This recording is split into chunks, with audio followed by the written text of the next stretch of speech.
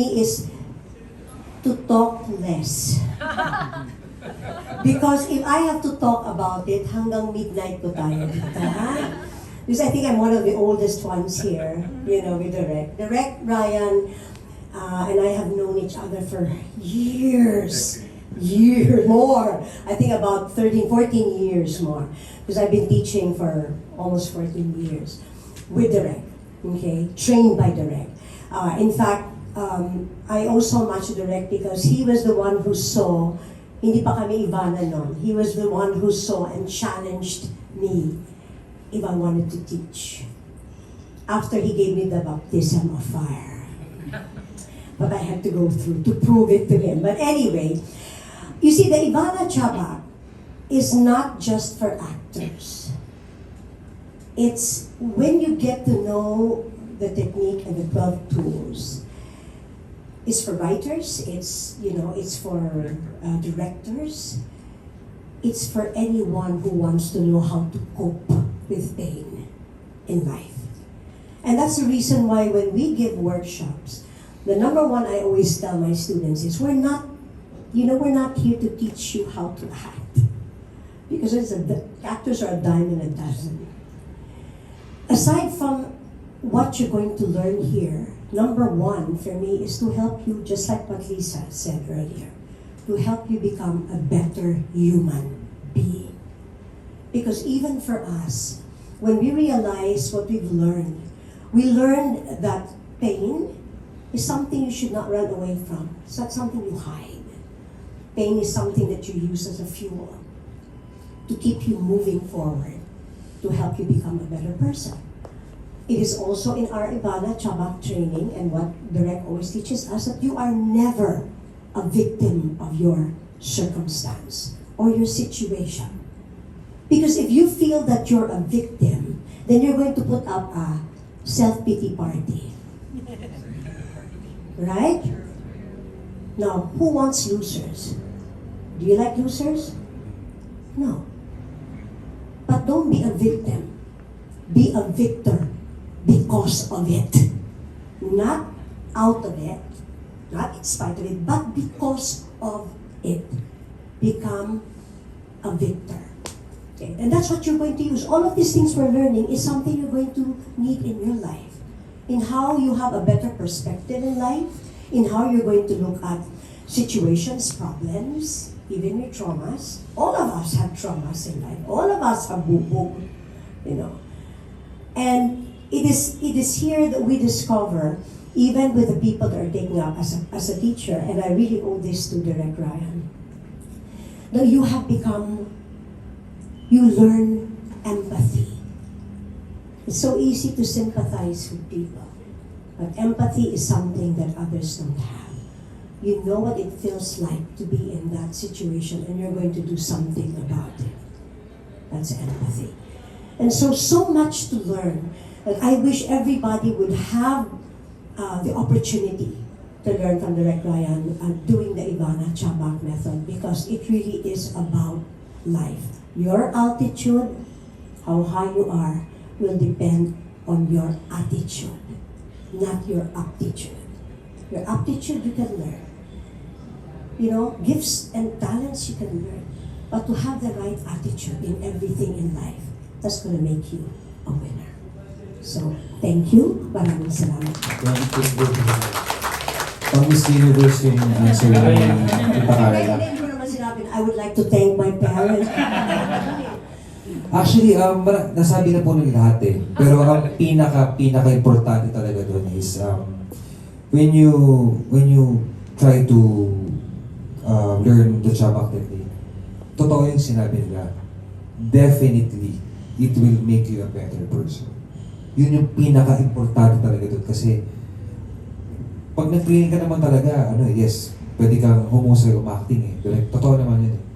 Pero once na ginagawa mo talaga to, ina-apply mo sa totoong buhay, direct, it will make you a better person. I'm thanking you for that.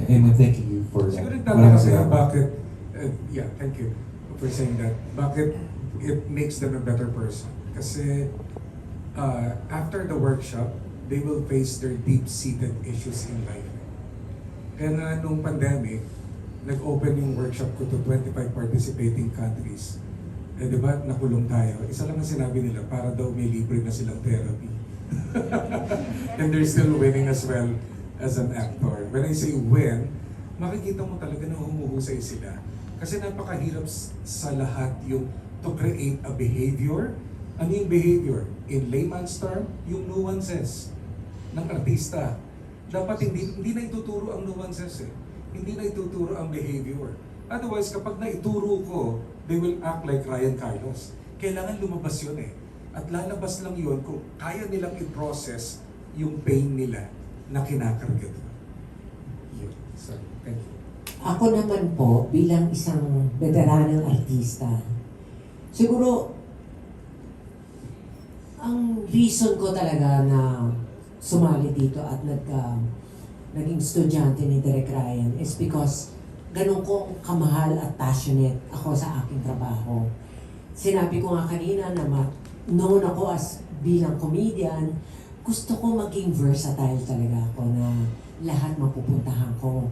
Na hindi ako ninervyusin pagka drama na yung ibibigay sa akin. And I really do my best na pagka meron classy Direk Ryan, talagang sasali ako. Kasi I believe na yung katulad nung sinasabi niya, na katulad nung pag nag-exercise ka, kapag ka itinigil mo yung pagpunta mo sa gym, mawawala yung muscle mo. So yung emotional muscle, kailangan parati yan inactivate. So sa akin talaga, kahit na busy ako or may ginagawa akong soap, parati akong, pag may opportunity, sumasali talaga ako sa workshop. Kasi ang dami-dami kong natutunan. Alam ko matagal na ako sa ano, at sinasabi pa ng iba, dapat teacher ka na eh, kasi ang tanda mo na bakit ikaw pa yung tinuturuan. But for me, learning is an investment and being humble enough na sabihin kong may pangangailangan pa ako at matututunan pa ako sa acting is talagang for me is already a win situation, attitude na talagang ina-admit ko na mayroon pa akong matututunan. And nakakatuwa kasi sinasabi ko kay Direk Ryan, minsan pag busy na to, mga after 2 days, tsaka magte-text back, ikukwento ko sa kanya, Direk, nagawa ko yung eksena sa drama. Na ganito yung ano, kasi ginamit ko yung chapak technique, yung mga tinuro mo sa akin, nagawa ko siya na confidently, na alam ko na hindi ako ninenervyos at hindi ako alangan. Alam ko nagawa ko at ang laki ng naitulong mo sa akin. So for me, yung pag-aaral ay hindi dapat ikinahihiya or mayroong hinto dahil matanda na. Para sa akin, continuously ako matututo at mag-aaral. Just to add to that, that's very true. Actors should never stop learning. That's one thing that Derek has always really emphasized. Have a teachable heart. Be humble enough to realize that there's still so much to learn, just like in life. You know, it's a learning, it's a lifestyle of learning. And actors should always have that there's still something that I can still learn from it. Okay. Okay. I always tell people, the best actors in the world are kids. As in, kasi ang dami ko nang hinawakan ng mga bata. Name it, all the lead actors na nakilala natin before sa mga shows. Hinandle ko po sila. Diba? From Bro, to Ningning, to Honesto, lahat sila. And hindi ko pa na-workshop si Zion. Grabe! Excited akong ma-meet siya. Kaya nung nagpunta ko sa vertical drama, ang sabi ko doon kila Sir Jeff, kila Ben, kila Isa, na kasama, kila Georgie, na kasama namin sa MCO, sabi ko, gusto ko ma-meet si Zion kasi nauhusayan ako. So excited akong i-train siya. Anong gusto mong matutunan pa? Kasi mahusay ka ni, di ba? May award na nga, direct. Di ba? Yun, no? Kaya po, maganda doon po. Pakilala muna ako. Ako po si Zion Cruz. Ang inaasahan ko po matutunan direct ay sana po ma-improve niyo ako bilang actor. Sorry po na hindi ko ma-answer ang question na kung ano yung natutunan ko kay Direk kasi hindi pa ako nakakapag-workshop. Pero hoping po ako na maibigay ko ang best ko sa inyo. ma-improve niyo po yung best ko. Kung dati 100% ang best ko, sana po magawa niyo 1,000. So, 10 trophy na yun. Alam mo, nagre-research ako anak na nalalaman ko sa mga direktor na napaka-workable niya yung attitude niya, napaka-husay, napaka-bait. Ayan, kala Carmi can attest. Okay anak, we'll learn some more. Okay? Importante lang naman, di ba, yung hindi natutulog yung learnings natin. Di ba? Total bata ka pa naman. Okay. Love you. Si Natalia po, na-discover ko siya sa workshop. At nung pina-audition ko siya sa isang soap opera, wala nang pinagpilian. Director, kundi siya. Okay anak, anong natutunan mo sa workshop and ano pang gusto matutunan? Ay pa muna sa kanila. natutunan ko po, hello po! Cute si... My name is Natalia Espejo and I'm 7 years old. And ang natutunan ko naman rin po kay Direk Ryan ay huwag umarte po na hindi nararamdaman. Kasi po na parang yung nanonood nawawalan na po ng gana eh. Kaya dapat po yung anchor niyo po sa mga body niyo po, ilabas niyo na po para magaling na po yung mga And sana rin po ma-improve rin po yung acting ko and super trust rin po ako kay Direk Ryan and Sir Jeff. And ang gusto ko pa po matutunan ay ang dami pa po eh. Hinahinay niya. Parang mga singing or dancing. Dami ko po eh. Okay. Thank you, anak. Alright. I love you, Direk. Love you too. Hello po, good evening. I'm Pearl Gonzalez. Thank you. Hey, sino sa Aris dyan? Anyway, I agree po sa lahat ng mga sinugot nila from Kitsch to Miss Carmi Martin and sa dalawang chikiting dito na kay Zagan. And if there's one thing also I've learned sa Chabak and kay Direk, siguro yung you have to really embody your character. Kailangan mo siyang yakapin. Takot na takot akong parang, tao po sila eh. You have to face your traumas, your past, your fears. And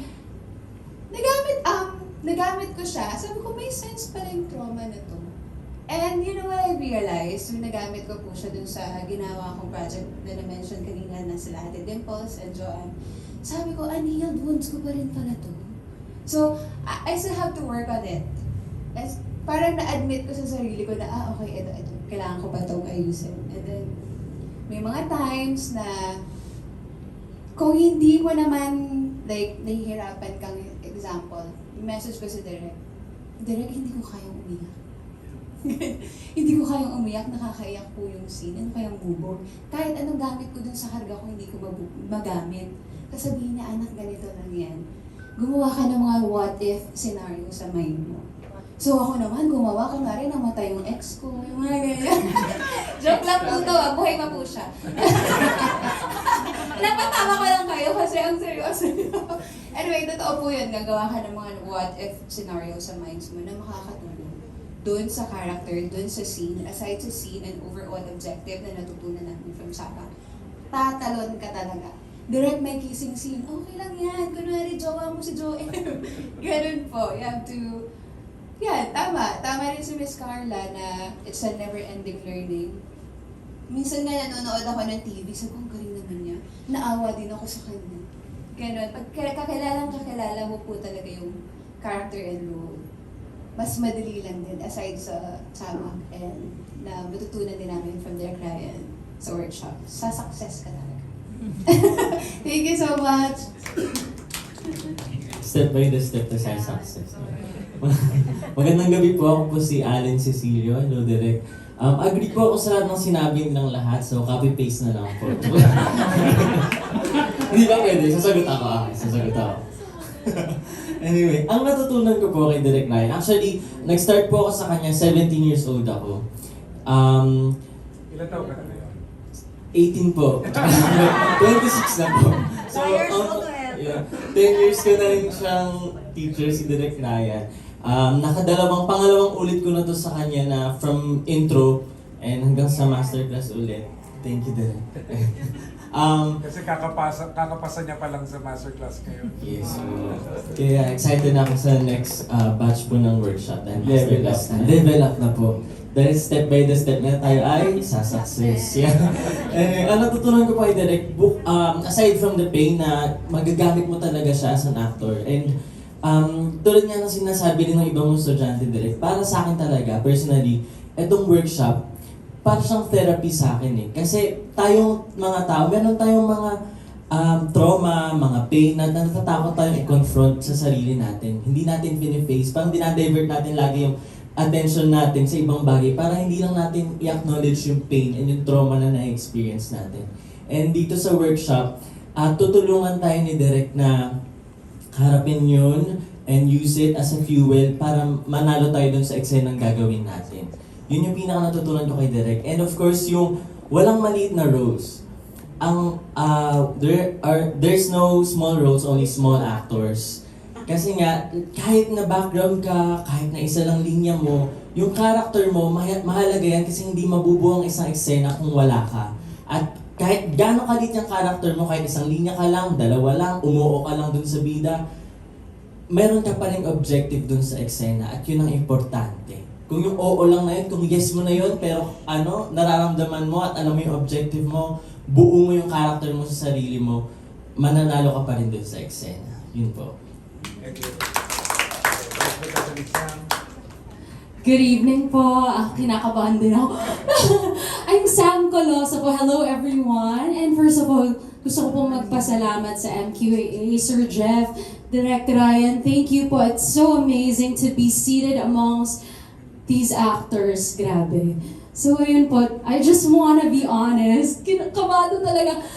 I just wanna be honest po. Natakot po ako coming into Direk Ryan's workshop because I've heard na the Chabak technique is something like na you're going to confront your pain, you're going to confront your traumas. Ganun po ang sinasabi ng lahat ng co-actors na na-meet ko. So I thought I wasn't ready to open up. Pero nung naging estudyante na po ako ni Direk Ryan, I just had so many realizations, not only about myself, pero it also helped me transform. It's really a metamorphosis kasi it will help you win from your past traumas. Yung objectives mo as an actor or in your character, dun mo magagamit yung trauma mo. And it will help you not just stay in one place, yung nandun lang yung trauma mo yung nasa loob mo lang siya, tutulungan ka talaga ng karakter mo na makabawi or makabangon ka in life. So ayun, yun nga, sabi ni Direk, para talaga siyang therapy. Kaya I'm so thankful for this experience and dati ko pa po pangarap na maging teacher si Direk Ryan nung nasa kabila pa po ako. And now, it's a full circle moment kasi nabigay po sa amin, MQAA artists, ang opportunity na to. Kaya maraming salamat po. Thank you, Direk. Thank you.